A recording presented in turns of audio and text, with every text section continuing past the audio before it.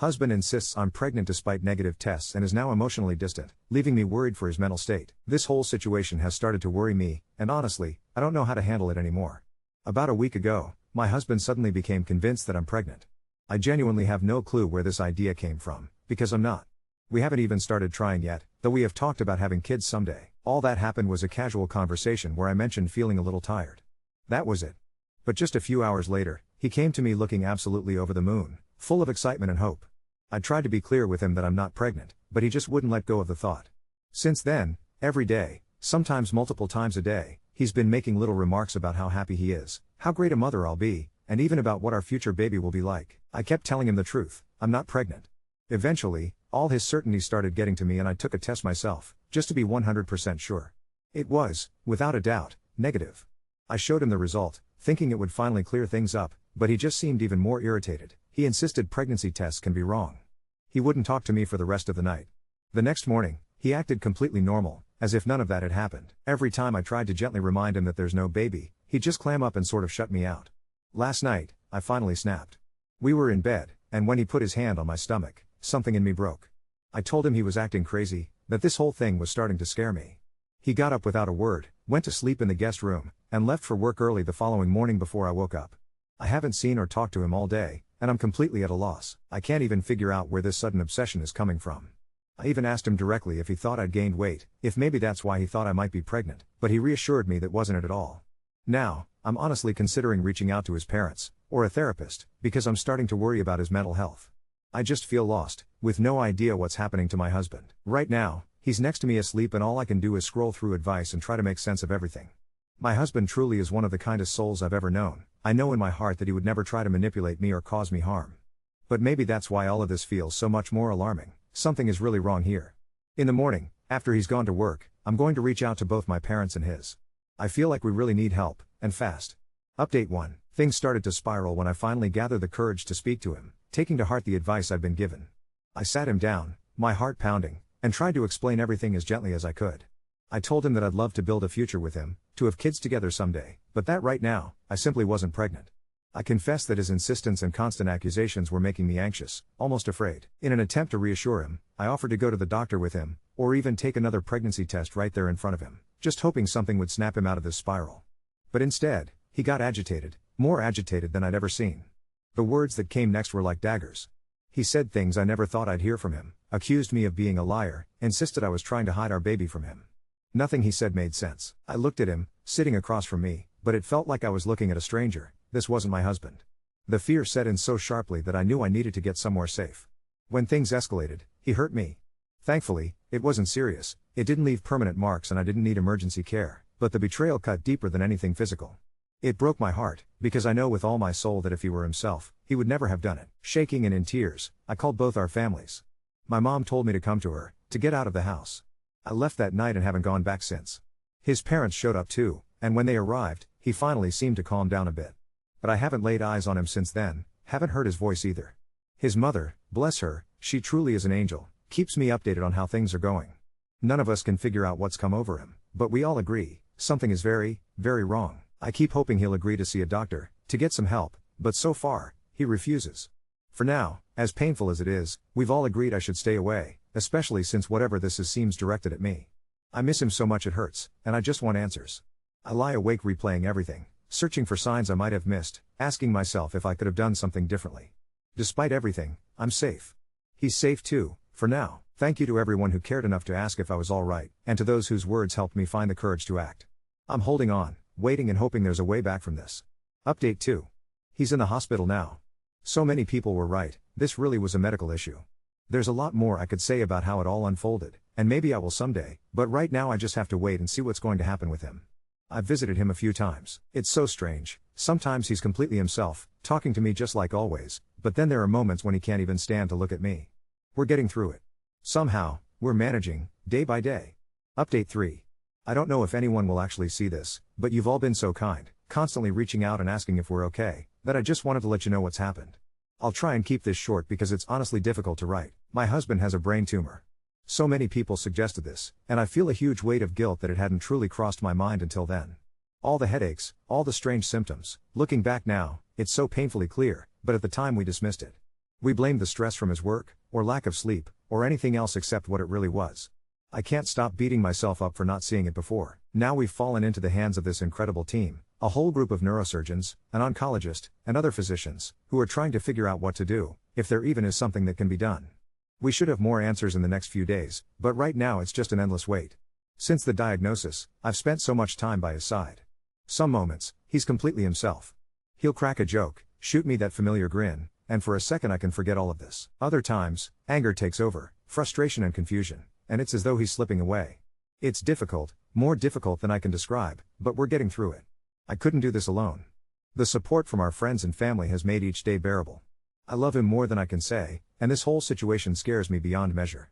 Even now, in the middle of all this fear, he'll grab my hand or make a silly face just to make me laugh so I won't worry. That's who he is, trying to keep my spirits up, even when everything else feels lost.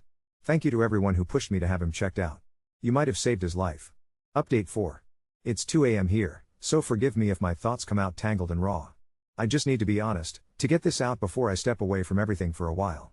It's strange how I find myself needing comfort from strangers, even when I have wonderful family and friends. With them, I feel I have to be the strong one, to comfort them too, and I just can't carry all of that right now.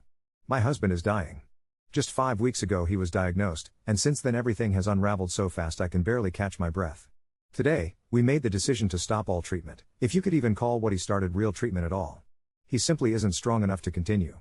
The doctors tell us he has a month, maybe, if we're lucky. I am absolutely furious at the world right now.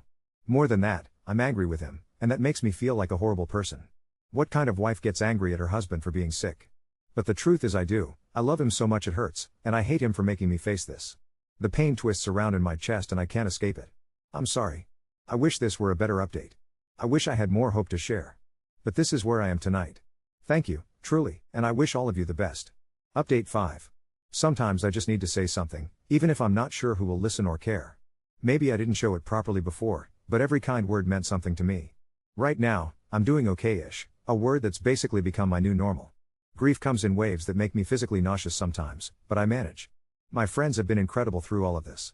For a while, I pulled away from both my own family and his family. Looking back, I regret withdrawing. Their sadness was just a lot for me to handle at the time, and I had to step back for my own sake. Thankfully, we're all doing a little better now. Our connections are patching up, one careful step at a time. One unexpected light in all of this has been my dog. My friend's living situation changed, and she had to give him up. She asked if I'd take him, just temporarily, at first, and saying yes became the best decision I made all year. This dog forced me out of bed in the morning, gave me something outside of my grief to focus on, and made the days a little less heavy. I know it doesn't work for everyone, and I wouldn't tell anyone to just hand a hurting person a random pet, but for me, it was exactly what I didn't know I needed. Work came back into my life, too. I started part-time work again a few weeks ago, and so far, it's all right. Not amazing, but steady. That's what I need. If anyone out there is stumbling through the darkness of grief, I can only suggest therapy. I fought the idea for a while. The first therapist didn't fit, I see that now. I stopped, waited, then tried again, and I'm grateful I did. My new therapist makes me feel comfortable, and most importantly, heard. It's still excruciatingly hard. There were days I wanted to die, and honestly, sometimes I still do. But things feel lighter now than they did even a few months ago. I can see, in small ways, that it's getting better. I still cry, often. And that's okay. My therapist always tells me that, and sometimes I actually believe it. One step at a time, that's how I'm moving forward. And, truly, the unexpected kindness I've received has helped more than I ever thought it could. Thank you. Update 6.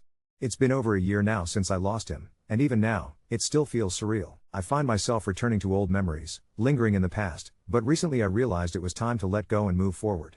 These days, I'm actually doing okay. I work full-time, and I've taken up a new hobby that's brought some light back into my life. I make a real effort to spend time with the people I love, surrounding myself with warmth and laughter whenever I can. What feels most important, and honestly a bit surprising, is that there are finally days when I genuinely enjoy myself, again. For that, I am so deeply grateful. Of course, it's still incredibly hard. There isn't a single day where I don't miss him. I continue with therapy every week, and it's helped me navigate all these shifting emotions. I'm slowly moving in the right direction, step by step. Dating isn't even something I'm considering right now, and that's perfectly fine. After all, I have the best dog by my side, keeping me company and reminding me that love is still all around me in so many forms. Update 7. 2 weeks ago, the hospital called me out of the blue. I almost didn't pick up because I didn't recognize the number. The woman on the line worked with the research team, the ones who handled his tissue donation, and she asked if I would come in. She said they had something to tell me in person. I sat in my car with my dog in the back seat, trying to convince myself it wasn't bad news because the worst thing already happened. It wasn't bad. It was strange and beautiful and heavy. They took me into one of those windowless conference rooms and there were 3 people waiting. One of the residents I remembered from his floor, a lab tech with ink on her fingers, and a man from the foundation. They told me his tumor helped them identify a rare variant, that they'd used his sample to test a therapy approach in the lab that might actually be promising for people like him. They said his name, carefully, like it mattered. They called him a donor and patient partner, and I don't think I've ever loved a phrase more. It doesn't change what happened to us, but it meant he gave something that could help someone else survive the thing that took him from me. I cried in front of 3 strangers and none of them looked away. On the way out, the resident asked if I could come with her for a second. She led me down a quiet hallway I hadn't seen before and out into a little garden I definitely had, 1,000 times, when I needed air during those long hospital days. There was a new bench under the magnolia tree. His nurses had pooled their money and put his name on it. I sat down because my legs wouldn't hold me up anymore. Under the bench there was an envelope with my name, as if this were a movie and someone had rehearsed the timing. It turned out his mother had kept a letter he wrote on a lucid night in the hospital, and she asked them to leave it there for me so I'd find it like this. She wanted it to feel like a gift in the place where we left so much behind. He wrote it in pencil and the lines tilt uphill because he always pressed too hard. It was short. He told me he knew something wasn't right in his head before anyone said the words out loud. He told me about how the world bent strange around me sometimes, like light through water, and how he kept trying to hold it steady with his hands. He said he was sorry for the nights that scared me. He said he was proud of me for getting out. He wrote the dumb little doodle of a rocket ship he put on sticky notes when we first started dating. He told me to take our dog to the beach. I read it sitting on that bench until every word was a bruise. Then I took my ridiculous, perfect dog to the beach and he rolled in seaweed and came out looking like a swamp creature. I laughed so hard I had to sit down in the sand. A woman walked by and offered me a tissue without asking why, and I loved her too in that second. I've been doing small, practical things since then. I talked to his mother about setting up a scholarship through the foundation in his name, something modest that helps a resident who chooses neuro-oncology. She cried and said yes immediately. I went back to work after the meeting and told my boss I wanted to volunteer with the hospital's caregiver support group once a month, just to sit in a room with people who are in the middle of the storm and tell them they're not going crazy. I don't know if I'm the right person for it, but I know how to refill a water bottle and keep quiet when the only thing that helps is quiet. Yesterday, I did the hike we'd always talked about but never made time for. I tied his old bandana to my backpack and climbed in the cold with my breath turning into clouds in front of me. At the lookout a couple asked if I could take their picture, and then they offered to take mine. The woman handed my phone back and looked at the bandana for a second.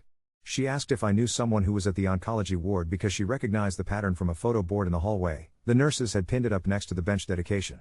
I told her yes. She squeezed my arm and we didn't say anything else. I still miss him every day. Some days that sentence sits on my tongue like ash. But holding that letter, reading his handwriting, feeling the groove of the pencil in the paper, did something I didn't know I needed. It didn't fix anything.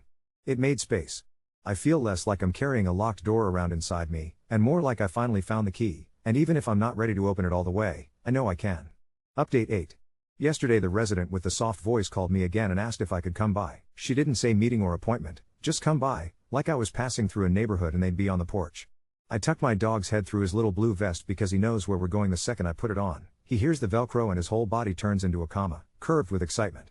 We walked the familiar route from the parking garage, past the sign that still has a dent from someone bumping it with a delivery cart, into that same cool, bleached air that somehow makes me breathe deeper even when everything in me wants to hold my breath. They took me upstairs, not to the floor with the garden yet, but to the research wing where you need a badge and someone has to punch a code even if they're holding the door open for you. The lab tech with ink on her fingers met us at the glass because I guess that's just who she is, and today there was a cartoon neuron sticker on her name badge like an inside joke I was almost allowed to be in on. She told me it would smell like ethanol and plastic in there and she was right. It's such a particular smell, the kind that takes up space behind your eyes. The resident touched my elbow and asked if I was okay and I said yes before I knew if I meant it. They didn't make a big production of it. No speech, no hushed voices. Someone hooked a laptop to a scope and rolled a stool away with the back of their knee. On the screen there were cells that didn't look like anything until she traced one with the tip of her glove and suddenly I could see them, all these tiny, stubborn moons. She pointed at a label on the edge of the screen, his initials, a number, a slash. Sharpie on tape. I felt like someone had just said his name in a crowded room and my whole body turned toward it. The tech kept talking, something about receptors and pathways, but I only caught pieces, like listening through a door. They added a drop of something, just a clear little bubble, and the field swam. In 10 minutes the edges softened. In 20 they weren't dividing anymore. I watched his cells lose the thing that made them dangerous. It was the strangest mercy I have ever seen, the most unfair relief. For the first time since he died, I saw something I could point to and say this is working. Afterward, someone handed me a paper cup of water like you do when a person sits down too quickly, and I realized I was holding the dog's vest with both hands, knuckles white, like he might otherwise float away. The lab tech, ink smudged on her cuff, asked if I wanted to see where they keep things. She opened a big silver freezer that exhaled a white breath and showed me rows of little boxes with taped on names and dates. "It's not morbid," she said softly, "it's a library." My favorite teachers always smelled faintly like coffee and chalk. She smelled like ethanol and grapes from her lip balm, and I loved her for saying it like that. The resident touched my shoulder. "There's someone I'd like you to meet," she said. They didn't take me far. Down one elevator, across the quiet hall with a weird wallpaper that looks like it's trying to be a field of wheat, into an infusion room that's always brighter than you think it will be. A young man sat in one of the big chairs with his feet tucked under him like a kid watching a movie. He had a baseball cap on and a hoodie with his college on it. His girlfriend? Wife? I didn't ask, sat cross-legged on the floor because the chairs were full and she said she liked being there better anyway. She had an enamel pin on her bag shaped like a tiny brain and I couldn't help it, I loved her immediately. The pump beeped and the nurse pressed a button and the beeping stopped again. The resident introduced us by first names. She didn't say trial and she didn't say first, but I understood anyway. My dog put his head in his lap the way he does when he knows someone might be tempted to cry and needs a reason not to. The man laughed and rubbed the exact spot behind my dog's right ear that makes him close his eyes and sigh like an old man. The woman reached up to hold my hand from the floor like we'd been doing that for years. "Thank you," she said, voice all the way down in the gravel, and I made the same little shrug smile I've made for months when I don't know what to do with gratitude. "That feels too big for the room." "It's his," I said. It was always his. It felt important to give the thank you somewhere true. We talked about nothing for 20 minutes, what music he listens to when he can't sleep, how the vending machine on this floor is a liar about Doritos, whether bringing a blanket from home makes the placebo effect work on warmth. He showed me a photo of the dog he grew up with and told me he's thinking about adopting one when they get through this part. "Get the stupidest one," I said, and he and the woman grinned at each other like they were already arguing in the car about names. The nurse came back with a warm blanket for the woman and my eyes burned for a second because kindness still does that to me, like an allergy that won't go away. When we left, the resident squeezed my arm and I leaned down and told him about the magnolia tree in the garden, about the bench with a name on it that might be the place for a first nap when he's ready to leave the chair. He promised he would. On the way out we stopped at the garden because you have to, because if I walk past and don't sit down it feels like skipping a step in a recipe and wondering why the cake didn't rise. The magnolia tree is still green and glossy, stubborn against winter, and there were 2 leaves stuck to the wet slats of the bench like they wanted to be important too. Underneath, the envelope that was for me all those weeks ago is long gone, of course, but my first stupid instinct was to check anyway, to lift the edge of the bench like a secret might have grown back. My dog pressed his cold nose into my palm and then into the spot where my jeans ride thin at the knee until I laughed. The bench is cold when it's cloudy. It soaks through the back of your thighs and makes you stand up faster than you meant to. I sat anyway. In between all this, in that sideways way life has of stacking things on the same day, I got an email from the foundation about the scholarship. A stranger I'll never meet matched the initial fund and then some. They asked if I would speak at a small event in the spring and I said the kind of yes that sounds like a question because the idea of holding a microphone makes my tongue forget its own name, but the thought of saying is out loud in a room where it will echo feels like something I would regret not doing for the rest of my life. I went home and practiced in my kitchen with a whisk, which is stupid and perfect, and the dog watched me like I'd invented a new game. Also, this feels like a paragraph I'm sneaking in, but it's big in its own right. My dog passed his certification last week. He is officially, hilariously, a therapy dog who wears his little vest like a tax accountant wears a tie. He knows instinctively which rooms we're supposed to stop at and which doors we walk past quietly. He leans into the legs of people who haven't touched anything soft in days. He falls asleep under the caregiver support circle and snores like a cartoon, and every time he does it the whole room gets 1 second of pure, unearned joy. I don't always know what I'm doing, but I know how to carry extra tissues and when to let silence have the floor, and sometimes that's enough. On the drive home, the sky broke open in that brief orange that only happens when the day forgets to be gradual. I pulled over at the overlook and let the dog stick his head out the window and take it in like he was tasting the light. I texted his mother a photo of the frosted glass freezer door, of the Sharpie letters that look like his initials even though they're not his hand. I wrote only a sentence: "I watched him help someone today." She wrote back a heart and then nothing else, and it was exactly right. It still hurts. It always will, I think, but I feel less like I'm standing outside the house looking at all the windows, and more like I'm inside cleaning one of them, making room for sunlight to hit the floor. He asked me to take our dog to the beach. We've gone 3 times now. Next week I'll bring sand in a jar to the garden. Just a little, just enough to know both places can exist at once. I don't know if that's allowed. I'll pretend it is. Update 9. I put it in one of those stubby jam jars with a crooked label I couldn't peel off no matter how I tried, and it rattled soft in my bag every time I shifted at a red light like it wanted to remind me it was there. The garden looked the same in that way hospitals have of freezing places exactly as you left them. Same damp wooden slats, same magnolia leaves holding onto their shine like a secret, Except a grounds guy I didn't recognize was hosing the stone and whistling something that could have been a lullaby if you were in the right mood. I sat, because I always sit first, and when I unscrewed the jar my hands shook so hard the lid kissed my palm and left a sandy half-moon. I didn't dump it. I tipped just enough so it made a thin comet on the dirt under the bench, and my dog sneezed like the ocean offended him personally. The grounds guy turned off the hose and watched me the way you watch someone choose a quiet kind of rebellion. He didn't tell me to stop. He said, "She'll think she's at the beach," and patted the tree like it could hear him, and went back to making the path gleam.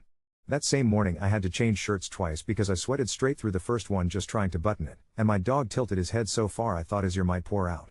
The foundation event wasn't big, no chandeliers, just a rented room with carpet that's seen too many conferences and those chairs that feel like they're arguing with your back. There was a podium and a mic that made the sound tech say check like he was trying not to yawn. I wrapped his old blue bandana around my wrist like I was allowed to bring a piece of him with me, and my dog put his chin on my shoe in that unmistakable "I'm clocked in, ma'am" way that makes me laugh even when I'm 2 minutes from a panic attack. I thought my voice would betray me. It didn't. It just came out odd and ordinary, like the first time you hear a recording of yourself and realize you live in a completely different register in your own head. I told a room of strangers about a rocket ship doodle and a magnolia tree and a freezer door that breathes like a dragon, and I said his name into a microphone and watched it roll out and land on faces I didn't know and become a thing other people carried for a second.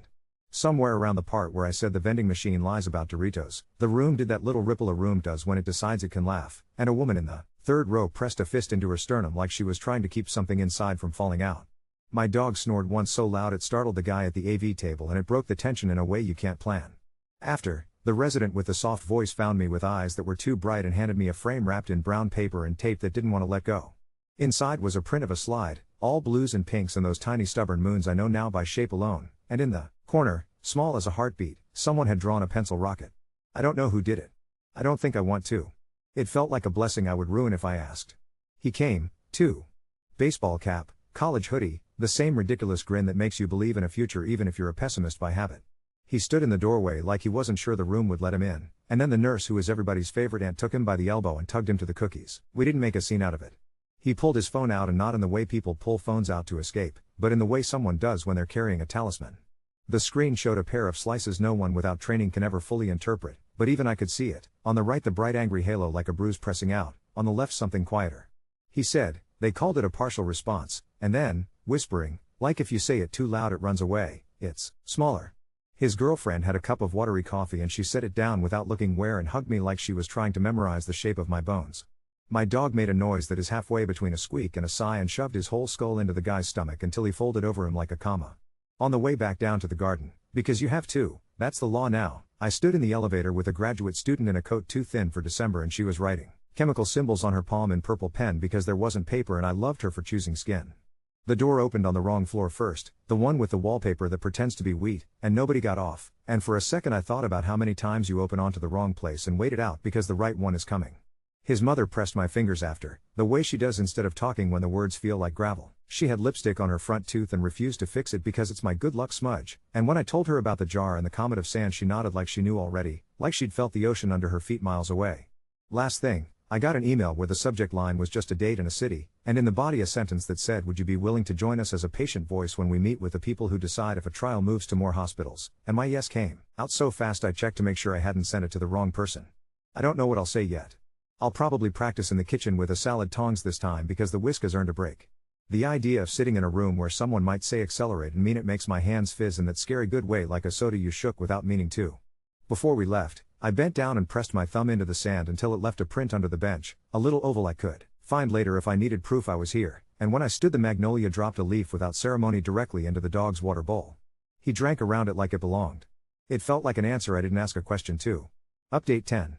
The subject line with the date and city turned into a hotel carpet the color of oatmeal and a badge that said patient voice under my name like a job I studied for without knowing. They put me on the 19th floor and the elevator smelled like citrus and printer toner, and every time it opened on the wrong level first I felt like the building was teasing me. My dog came because saying no to him feels like saying no to gravity, and the foundation lady sent an email that said we cleared it, just don't let him eat a microphone, and I wrote back no promises. He wore his vest like he was headed into a board meeting and practiced his floor nap next to a fake fern in the lobby like he'd majored in carpeting. I wrapped the blue bandana around my wrist and it kept slipping, so the resident with the soft voice tied it for me with the kind of knot you only know if you've changed 1,000 gowns behind a curtain. The room had too many chairs and lukewarm coffee and those little triangular sandwiches that are always either too wet or too dry. People said acronyms to each other in warm-up voices. Someone had a stack of handouts with graphs that looked like heartbeats if you tilted your head and squinted.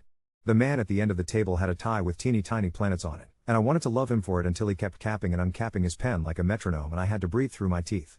When it was my turn they asked if I had slides and I said no, just hands, and one woman laughed like she'd been waiting too. I told them about a freezer that exhales like a dragon and tape with Sharpie letters that feel like saying a name out loud in a room where people forget that names are not just labels but entire worlds. I told them about lab air that tastes like ethanol and grapes and the day a drop of something clear took the fight out of a monster on a screen while my knuckles went white around a dog vest because I didn't know where else to put my hands. I told them about the vending machine that lies about Doritos, because seeing a room full of people in suits laugh at something stupid is a kind of checkpoint. I told them about the magnolia and the bench and a letter written in pencil that went uphill because he pressed too hard, and the way a rocket ship drawn in the corner of a slide can be a blessing if you're looking for one. I said his name into a microphone and didn't die. The air did a small thing, like it rearranged itself to make a little more room. When I sat down, Planet Ty cleared his throat like he had an apology stuck in it, and a woman in a blazer with shoulder pads that could cut glass said, "It matters, what you said," like she wasn't someone who had to practice saying that in a mirror. They kept going, talking about endpoints and toxicity and accrual rates, and I let the words wash over me like a language I used to speak. Then there was a part where people moved their hands and someone had to count votes and it felt obscene that it was that simple. The soft-voiced resident didn't look at me and I didn't look at her, like if we met eyes too soon the string would snap. In the hallway afterward my phone blew up with nothing texts, his mom sending me a heart that somehow still looked like hers, the lab tech with ink on her fingers sending a photo of a post-it that said breathe, idiot in bubble letters. When the resident finally came out she didn't say expand or approve. She handed me a napkin with hotel logo swirls on it and in her neat little script she'd written, 6 more sites, unanimous. I put the napkin in my pocket like a talisman and immediately forgot which pocket it was, so I patted myself like I was trying to put out a very small fire. There was a space museum 3 blocks away, because of course there was, and I had an hour before I had to be back to nod at things and shake hands with strangers who would remember me as the girl with the dog. We went and stood under a thing that used to leave the planet and I cried in a room where a tour guide was telling school kids that the heat tiles are like dragon scales. My ridiculous dog tried to lick a model of the moon because it looked like a ball, and a security guard said, "Buddy, we haven't figured that out yet," and scratched his chin so gently I nearly sat down on the floor. There was a display where you could write wishes on a little card shaped like a star and stick it to a wall. I wrote more Decembers and made myself not apologize to no one. On the drive home, the guy with the baseball cap sent me a photo. He was in a lobby I recognized immediately by the potted plant that looks like it's made of plastic but somehow keeps growing, and in his arms was the stupidest dog I have ever seen. He only had one ear and the tongue situation was dire and he looked like a piece of bread that had gotten confused halfway through becoming toast. The caption said, "We argued about names for 3 blocks. Guess who won?" The next text said simply, "He snores." I wanted to frame it. Later, his girlfriend sent a video of the dog doing that sideways hop dogs do when they haven't figured out how to be an animal in their own body yet, and in the background the infusion pump beeped and then stopped and she didn't turn the camera away from the dog to hit the button. The beep shut up on its own. I watched it twice and then a third time and my lungs did that weird little stutter like they were remembering a song. The scholarship picked its first person and they showed up in Converse and a tie they hadn't figured out what to do with yet, and when I shook their hand it was damp with nerves and joy and coffee. They said, "Thank you," like they were practicing, like it was a muscle they were going to need. I took them to the garden because I've started doing that without asking anybody's permission, and they stood there and didn't say anything for a long time in the good way. They asked if it would be okay to sit on the ground and I told them it's always okay to sit on the ground. When they stood up there was dirt on the knee of their pants and they didn't brush it off. It felt like a decision. They showed me their notebook, the top page full of questions and a terrible little brain doodle that looked like a cauliflower and I loved them immediately. In the corner, in pencil, a crooked rocket. "I stole that from my mentor," they said, and I lied and said me too. The therapy dog badge means sometimes we get invited to places I didn't think we'd be allowed. On the pediatric floor a girl with eyebrows that would make a makeup artist weep took a metallic marker from her pocket and asked if she could draw on his vest. I hesitated because rules, and the nurse shrugged because sometimes rules can wait. She drew a rocket ship with tiny wheels and a banner behind it that said "Go" in block letters.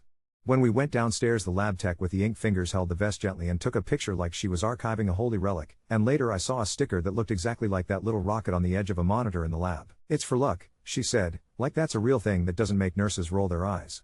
The man at the front desk put one on his coffee mug too. I thought the meeting would be the end of it. An adult gave a thumbs up and a thing moved and sometimes that's all you get, but it has a way of rippling. A week later my inbox had an email from a hospital in a place I've only ever seen when I look at a weather map. The subject line was a single word and an exclamation point I want to steal for everything, open. The body of the email had a photo of an empty chair in an infusion room with a blanket already draped across it like the room wanted to make a promise it could keep. Someone had taped a paper magnolia to the pole. A medical student had written out instructions for a coffee machine on a sticky note and ended it with "You got this," and I cried over a coffee machine like an absolute maniac. We went back to our magnolia because I can't do big without doing small after, or I feel like I'm going to float off. The grounds guy with the hose waved like we work together now. A volunteer had put a bowl of water out for dogs with a sign that said "For friends," and my ridiculous dog stuck his whole face in it and came up with a leaf stuck to his nose like a prop comedian. A boy who looked 12 and was probably 19 sat on the far bench with a book he wasn't reading and asked if he could pet him. He did it with both hands like he was ringing a bell. He said he starts orientation on the unit next week, and his voice did the little wobble good men get when they talk about doing hard things. "Bring snacks," I said. "Write down everything even if you think you'll remember it. If someone looks lost, just sit next to them. You don't have to say anything." He nodded like he was trying to pin those words somewhere he wouldn't lose them. At home I found the napkin from the meeting in the lining of my jacket because of course that's where it was, and I pressed it flat under a cookbook that still has batter on the cover from a morning when time was a different shape. I don't have a shrine. I have a drawer that looks like a junk drawer until you know how to read it. Wristbands and a plastic magnolia and a pencil that has no eraser left and a corner of a blue bandana that dragged through seawater and came out smelling like every summer I can't have with him. The drawer sticks when it's humid. You have to tug it like it owes you money. Last thing, at 3 in the morning, because the universe loves drama, my phone lit up with a photo that didn't have a caption.